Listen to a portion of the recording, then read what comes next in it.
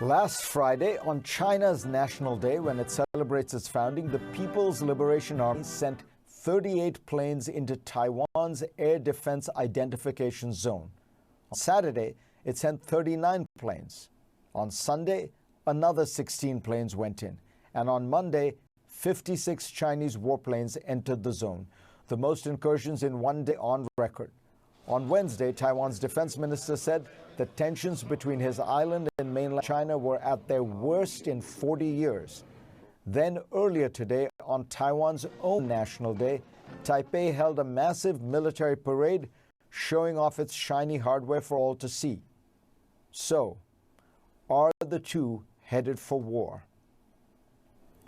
Joining me now is the former National Security Advisor, General H.R. McMaster. Welcome, General. Some of this is a ritual posture. This is Taiwan's Double 10 Day, the Independence Day. There's usually been Chinese activity before. How much of this feels like a real escalation, and how worried are you that we are heading into a very dangerous period?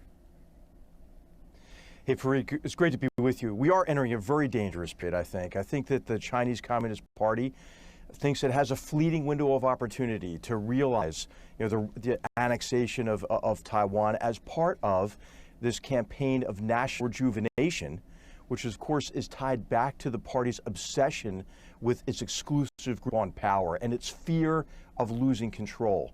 And so I think Xi Jinping is more and more nervous. You mentioned the 100th anniversary of the party that just took place, but also he's cognizant of another anniversary, which is the 30th anniversary of the collapse of the Soviet Union.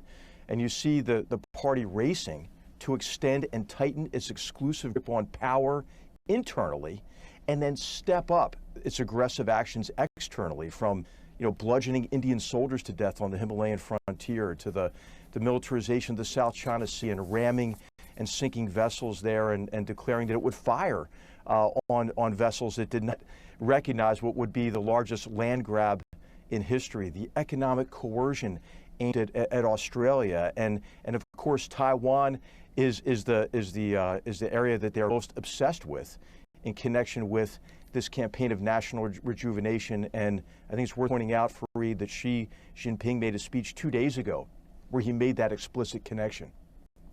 When you think about all these things, we do know that the Pentagon has done war games where the United States has tried to come to the aid of Taiwan in the wake of a Chinese invasion. And all reporting tells us, and I talk to people who've participated in these games, the United States has lost every one of those war games. China is huge; it's right there. What can be done to deter such a Chinese invasion? Well, we're in a race, Fareed. I think we're in a race to restore deterrence by denial, to convince the Chinese Communist Party and the People's Liberation Army that they can accomplish their objectives on Taiwan through the use of force at an acceptable cost. And I'll tell you, for the first 15 years of this century, Taiwan was complacent. The U.S. was complacent. I think Japan was complacent, and Australia was complacent. Now I think we're awake to this danger. We're awake to this sense, I think, that the Chinese Communist Party leadership believes it has this fleeting window of opportunity to accomplish its objectives with the use of force. So it's really a combination, Fareed, of capability, improving military capabilities, and demonstrating the will. This is important for Taiwan in particular, to build up not only the shiny weapons that you saw on parade there, but asymmetric capabilities, like smart sea mines and long-range precision fires capabilities and electronic warfare and tiered and layered air defense capabilities. So the Tsai Ing-wen gave a very strong speech today about that and these priorities, and I think the United States has to provide all the assistance it can. Almost like a lend-lease effort, I think, is necessary at this stage, Fareed. What about having better crisis management with China? In the wake of the Cuban Missile Crisis, when the world almost went to nuclear war, the two sides, the Soviet Union and the U.S., put in place a hotline between Moscow and Washington. I look at the U.S. relations with China today. They're not very good. There's not much communication, not much contact. There was the report of General Milley calling his Chinese counterpart in the middle of the American crisis, because he got wind of the fact that the Chinese thought that the U.S. was about to invade. This all sounds very scary. Shouldn't we have better communications with the Chinese? Well, there are communications with the Chinese. You just saw President Biden speak with Xi Jinping. You saw the U.S. National Security Advisor, Jake Sullivan, meet with Yang Jiechi. The problem is a lot of time communication really doesn't amount to much. I mean, the party officials, they tend to come, with their talking points. They read off of cards.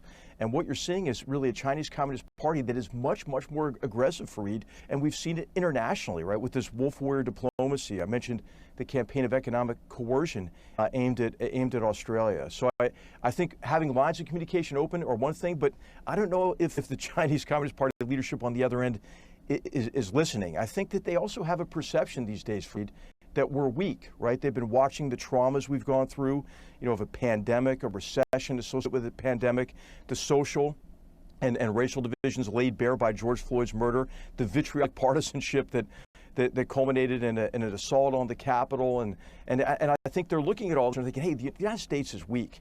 If they're also looking at our defense budget I don't think is doing enough, Fareed, to make up for really what has been a bow wave of deferred modernization to answer some of the asymmetric capabilities that the Chinese Communist Party, People's Liberation Army have developed. I mean, they have increased their defense spending 400% since 1995. And so I think it's really important for the United States, Japan, Australia, and we saw the new, the AUKUS agreement, right, between Australia, the UK, and the United States. These are all positive developments. But I'll tell you, Fareed, we're behind. You mentioned, in a speech just a few days ago, the Taiwanese Minister of Defense said, hey, by 2025, the People's Liberation Army may be able to accomplish its objectives on Taiwan by the use of force at low cost. General McMaster, thank you very much. Very, very important words. Thank you, sir.